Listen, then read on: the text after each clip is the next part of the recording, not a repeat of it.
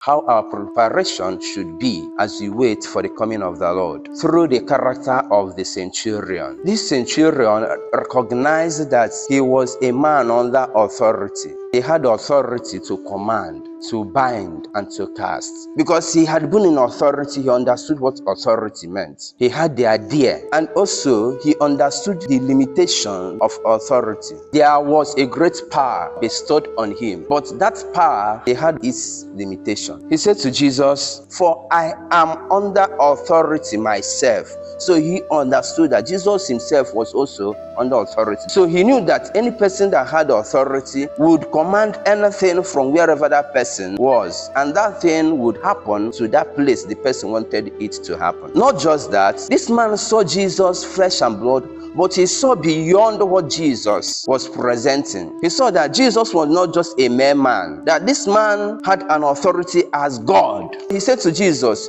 "I am not worthy to have you under my roof, but only say the word, and my servant will be healed." There are authorities bestowed on you. You can do anything from here, and it would happen. Only the divine, only God can command beyond spatio-temporal limitations.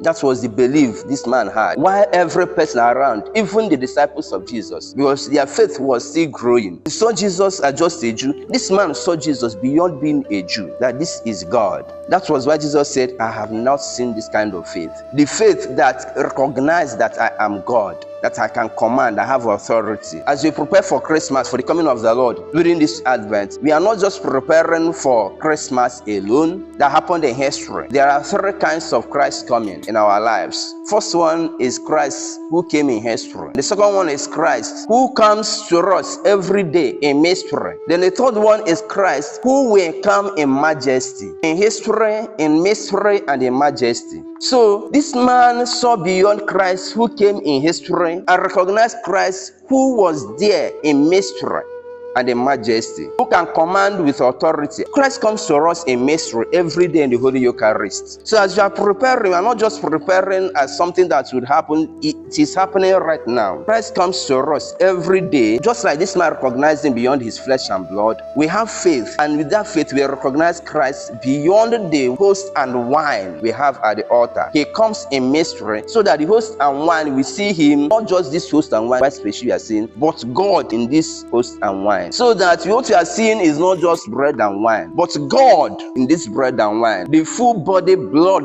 soul, and divinity of Christ. Just as this man saw beyond what was standing before him, that comes to us. How do we prepare to receive him? And that's why the church gives us the same words that this man made use of. "Lord, I am not worthy to receive you, but only say the word, and my soul will be healed." Christ comes to us through our neighbors in mystery. Any person that you see is God you are seeing in that person. That was what made this man to go and request for healing for his servants. He didn't treat this guy, his servant, as just a mere servant.